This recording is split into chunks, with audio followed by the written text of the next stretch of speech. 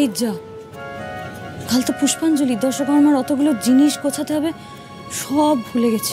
এই জন্যেই আমি বারবার বনির খোঁজ করছিলাম, ভাল লাগে না। আপনি একটা কাজ করুন, আপনি শুয়ে পড়ুন, আমি একটু গুছিয়ে আসি, এতগুলো কাজ। ছাড়ুন না, বসুন একটু, বসুন। কি আপনি বসুন, আছে কাকিমুনি আছে, জেগে যাবে তো। আর কেউ জানবে না, সবাই মন দিয়ে ঘুমোচ্ছে। বাজে কথা বলবেন না তো, একদম মন দিয়ে ঘুমোচ্ছে। আমার অনেক কাজ আছে ঋদ্ধিমাবাবু, কাজগুলো না করে রাখলে ভীষণ সমস্যা হবে। কোনো সমস্যা হবে না।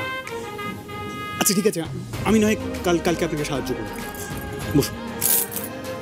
আপনি সাহায্য করুন, ব্যাস হয়ে গেল।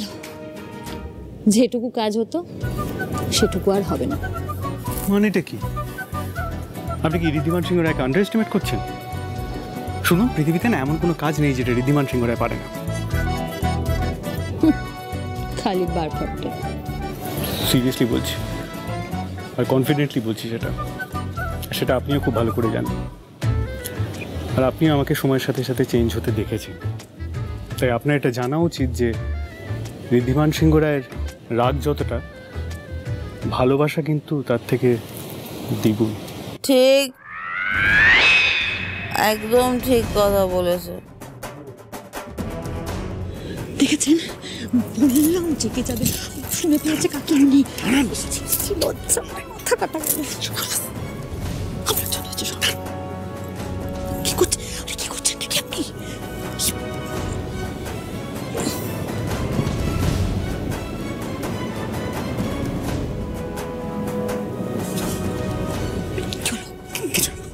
ঘুমাচ্ছে। আরে ঘুমের মধ্যে সব বক করছে, ছাড়।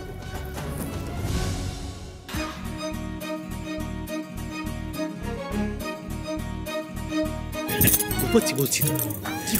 আচ্ছা শুনুন, যেটা আমি বলছিলাম সেটা হলো যে, দেখুন এই যে পুজোটা হচ্ছে এখানে, সেটা তো আমার জন্যই হচ্ছে। এবার তার জন্য গিফট তো আপনারা পেলেন দাদুর কাছে, আমি কিছুই পেলাম না। সবাই আনন্দ করছে, সেটা দেখে আপনার ভালোও লাগছে, কিন্তু এই সবের মধ্যে আমি কি পেলাম? মানে আপনি আনন্দ করছেন না? মানে আমি আনন্দ করছি, কিন্তু মানে কি করে আনন্দ করব? যাকে দেখলে আমার মনটা ভরে যায় সেই তো আমার সাথে নেই, খালি পালিয়ে বেড়াচ্ছে। তাই আমি ভাবলাম যে আমার গিফটটা আমি নিজেই আদায় করে ছাড়বো।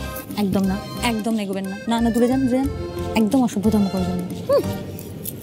ভালোবাসা একবারে উঠলে উঠছে। এই যে সকালবেলা আমার সাথে ঝগড়া করছিলেন, তখন মনে ছিল না? রাগ হয়েছে বুঝি ঝগড়া করেছি বলে? তাহলে ভালোবাসছি। কি হয়েছেটা কি? ছাড়ুন না বলছি, কাজ আছে। না শুনুন, ইট ইজ ইম্পসিবল।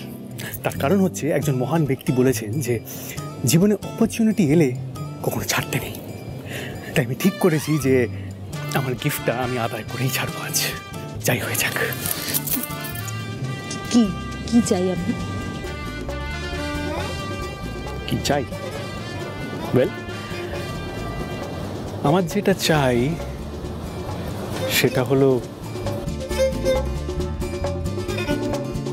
খবরদার, আর এক চুল এগোলে কিন্তু খুব খারাপ হয়ে যাবে।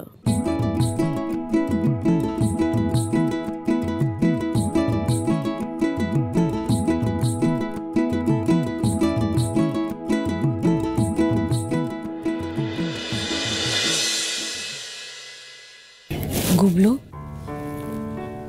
সোনা, আমার চোখটা খোল, দেখ কে এসেছে।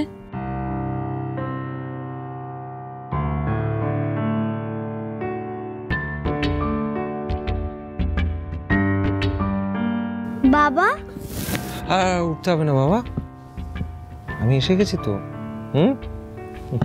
আমি আছি তোমার সঙ্গে। গুবলু না শোনা, এবার ওষুধটা খেয়ে নিতে হবে, ওঠো। আমি বাবার কাছে খাবো, বাবাকে দাও।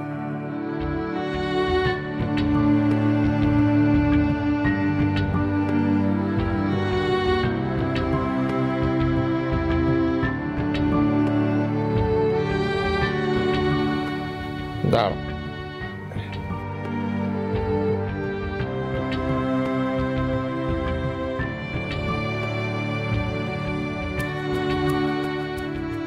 ব্যাস ওষুধ খাওয়া হয়ে গেছে, এবার দেখবে ওষুধটা কিরকম 4-6 মেরে জ্বরকে একেবারে বাউন্ডারি বাইরে পাঠিয়ে দেয়।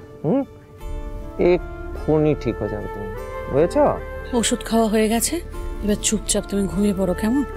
তোমাকে ডক্টর কি বলেছে? তুমি যত রেস্ট নেবে তত তাড়াতাড়ি সুস্থ হবে। চোখ বন্ধ করো বাবা, ঘুমিয়ে পড়। বাবা একটা গল্প শোনাও না, আমি গল্প শুনতে শুনতে ঘুমিয়ে পড়বো। গল্প? আচ্ছা শোনো। একটা জঙ্গলের মধ্যে, গভীর জঙ্গলের মধ্যে একটা রাজপ্রাসাদ ছিল।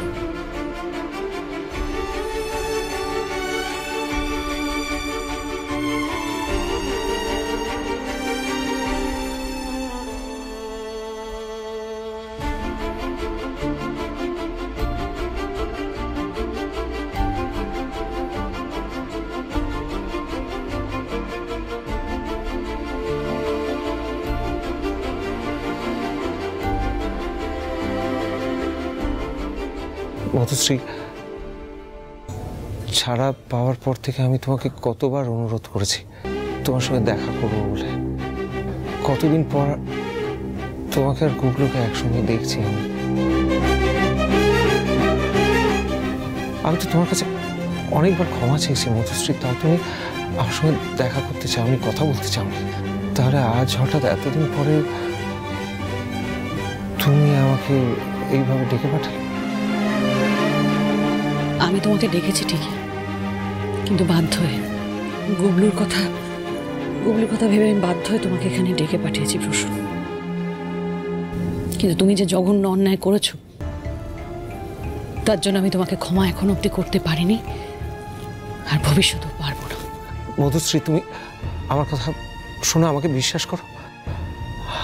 আমি সত্যি প্রতিটা মুহূর্তে খুব কষ্ট পাই তোমাদের দেখতে না পেয়ে। আমি মিস করি তোমাদের। আমি আমার আগের জীবনে ফিরে আসতে চাই মধুশ্রী। তুমি আমার উপর একবার ভরসা করে দেখো, আমাকে একবার বিশ্বাস করে দেখো, একটা সুযোগ দাও আমাকে। অসম্ভব, তোমাকে আর আমি এতটুকু বিশ্বাস করি না। শুধুমাত্র গুবলুর জন্য আমি তোমাকে আজ রাতেই বাড়িতে ডেকে পাঠিয়েছি। গুবলু সুস্থ হলে তুমি কাল সকালবেলা এখান থেকে চলে যাও।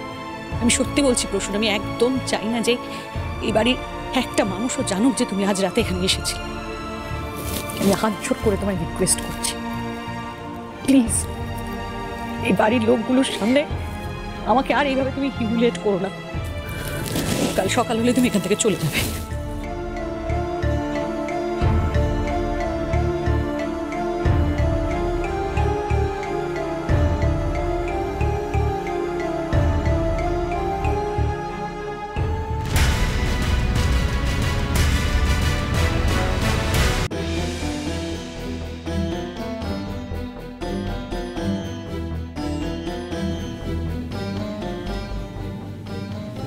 ঋদ্ধিমান বাবু, আপনাকে একটা কথা জিজ্ঞেস করব। বাবারা, মানে আপনার বাবা কাকারা 3 ভাই?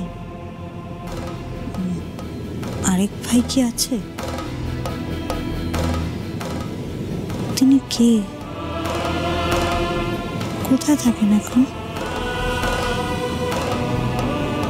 তার কথা বাড়িতে কেউ কখনো বলে না কেন? কখনো শুনি না তো। আর আপনিও তো কোনোদিন তার ব্যাপারে আমায় কোনো কথা বলেননি কেন? চুপ করে আছেন যে?